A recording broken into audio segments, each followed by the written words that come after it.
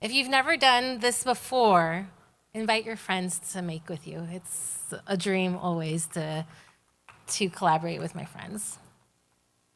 I have the last piece for the night, so I will be reading that.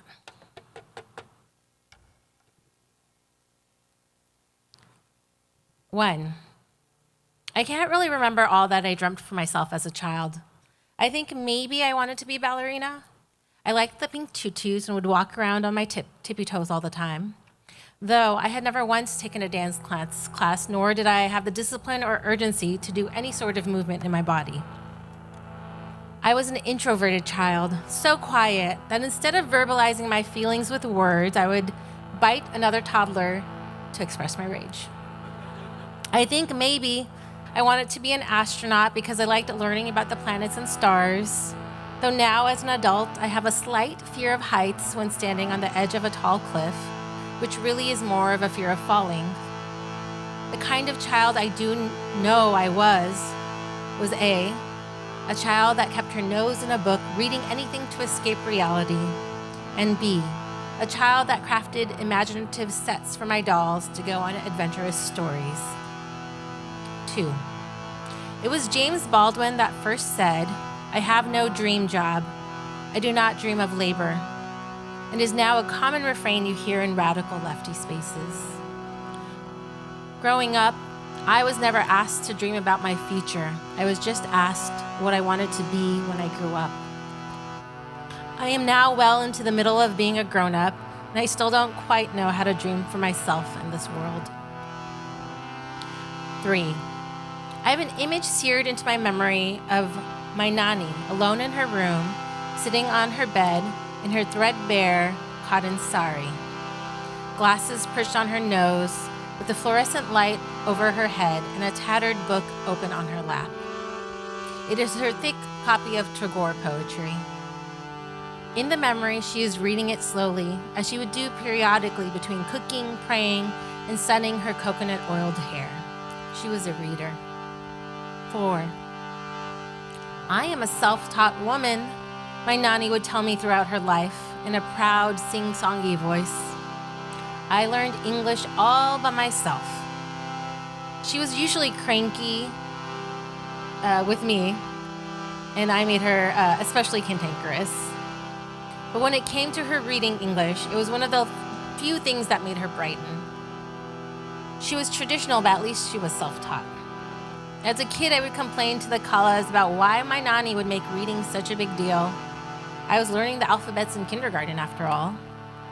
They would admonish me and say that she knew how to read and write Bangla, Urdu, Arabic, and English, and that no one taught her English. She had to teach herself. I was just learning one language, English. 5. I wonder what language she dreamt in.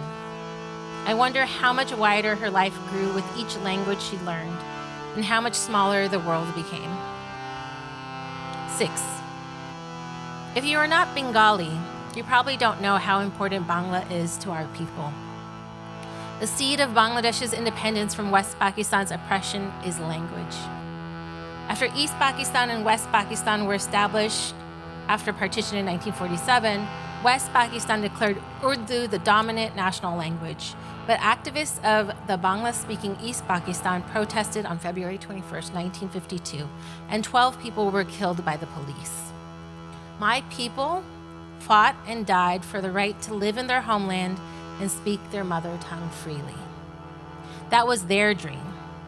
It should be no surprise, then, when my Nana moved his family to Lahore for his job in the railway, that my Nana and Nani founded a Bangla language school for their kids. It was run in the same Urdu medium school, but after all the Urdu-speaking students went home, they dreamt of their family not having their language colonized. 7. My own parents didn't bother to teach me written Bangla, and I can only speak proper Bangla to talk to my elders. I would be teased by my cousins relentlessly for my lack of colloquialism.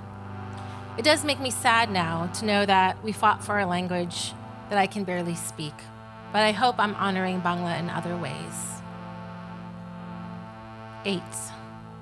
The maternal side of my family came from a town in East Bengal called Brahmanbari.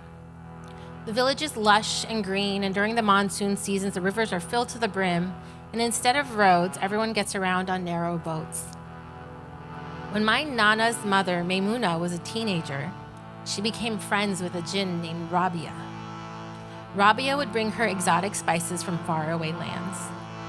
She was skeptical the being was a jinn at first, so to prove it, Rabia gave Maimuna her Suleiman ring.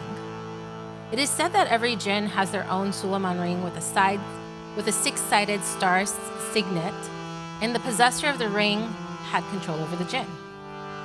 Men in the village stole the ring from Maimuna and teased her about it, and it was a struggle to get the ring back. After Maimuna got married, Rabia left, upset. Maimuna was, of course, not allowed to learn to read or write. It was the 1910s. So she taught herself by eavesdropping on her brother's Persian lessons, which was the written language that was taught back then. I wonder, if the Suleiman's ring acted as a genie lamp, why were exotic spices the extent of Maimuna's dreams? Why didn't she ask for more? I also wonder if the story was made up. Were spices as wide as she could dream? 9. When I was a kid, my mom would take us to the library frequently. In books, I could travel to Narnia or Green Gable and feel hope in a world that was a lot bigger than mine. My mother was a reader too, but she was reading books that Oprah told her to read, bland, feminine American tropes. In my 20s, I remember how shocked she was after I gave her a copy of Interpreter of Maladies by Jhumpa Lahiri. She told me it was like reading her own story in a book, and she couldn't believe it. Other people were having similar experiences and putting to words the feelings she was having. Reading that book made her feel so seen in a way she had never been seen before.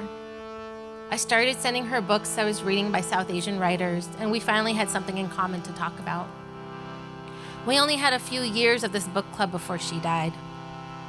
I had just begun to write memoir essays about our lives. She'd act annoyed at how I asked to mine her memories because she had blocked out so many memories due to the trauma of it all. But reading these books by South Asian writers made her see the value in it. One of my last memories of my mom is her standing in my doorway telling me to never stop writing our stories. 10. After Mom died, I would look through her collection of journals for clues in her writing for who she was. Her journals were often pages and pages of emptiness, and every now and then she'd note the weather, what she watched on television, a diet recipe, a note on something that Oprah said. In her old diaries, she noted the day she got married, with not much fanfare, the day she found out she was pregnant with me, her moving to the US. The pages expressed no manifestations or visualizations, dreams or feelings. She just was. I know she wanted to see the world. She wanted to further her education. But I wonder often if she was always busy surviving, so she had no dreams to live for. 11. By the time I was an adolescent, I dreamt of saving the world. I was influenced by Rachel Carson and Vandana Shiva and the movie Free Willy. My middle school science fair project was about farming hydroponics, and I planted radish seedlings in trays of water that I kept in my desert backyard. I dreamt of a world where everyone could feed themselves even if they didn't have access to land. My college thesis measured the rate of endemic plant growth on Catalina Island over an El Niño spring. I dreamt of native plant flora before invasive species destroyed it. By the time I graduated and moved to DC to be an environmental activist, I organized to build an electoral base of environmental youth to have political power to influence environmental policy issues. I dreamt of building community power to change the environmental laws that were destroying the world. Much like Begum Rokeya, the world I dreamt of was shaped by scientific breakthroughs and a deep understanding to leave the world a better place than the one we came into. 12. How little I know of the lives of the women that shaped me. My dad sent his 3 daughters, unironically, an image of his side of the family tree. 4 generations of male names, no women. Not because women didn't exist, but because they weren't important to his telling of ancestry. It turns out many of my South Asian friends have similar family trees, just men. One friend mentioned how only photos of men were framed. They had no photos of women. At the Mughal art exhibit in London, there were only paintings of men. And I read it was because most of the artists were men, and they weren't allowed behind porda. There was only one Mughal painting of a woman on display, and it was by a female painter who went behind the porda. Only we women can see ourselves to tell our own stories. Isn't that all it ever was in the end? 13. If women are written out of the past, out of the family trees, out of paintings, out of books, how can we dream for ourselves to be written into the future? 14. I wonder if my mom, my nani, my great nani could have dreamt of this future I live in. An adult woman living around the world by herself, unmarried, childless, outside of porda, and educated beyond what they're able to comprehend. A scientist and a storyteller, a people power organizer.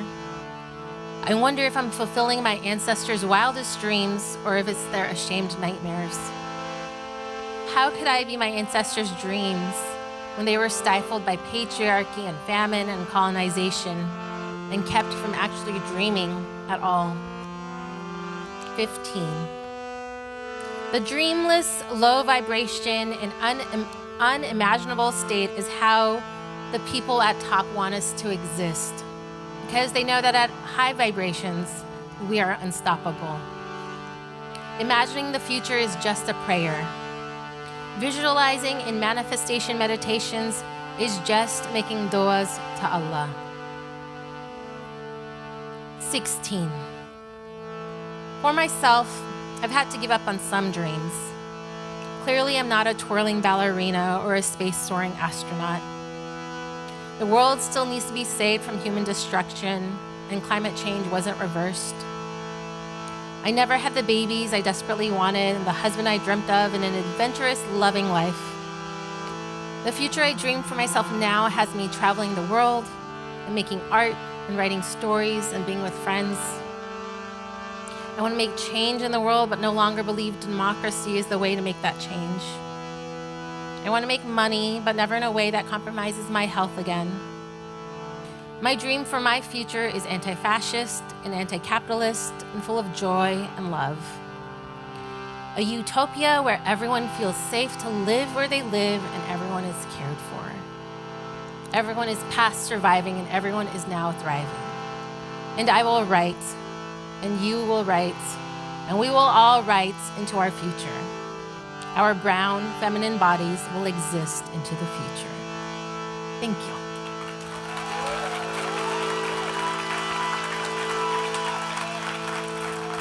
And thank you so much for coming out tonight. Stuart, I think I'm going to pass it back to you. Or Roger, I'm going to pass it to Roger. Before Roger comes up, I just do want to shout out Chitra Ganesh. Check out their art. Monica Bhatt, thank you so much for amazing music tonight. To the readers tonight, Nazia, let me see if I can do it in order. It was Nazia, Dilo, Saba, Fariha, Randa, Neela, and myself. And thank you to Stuart and the Grand Performance team for letting us do this.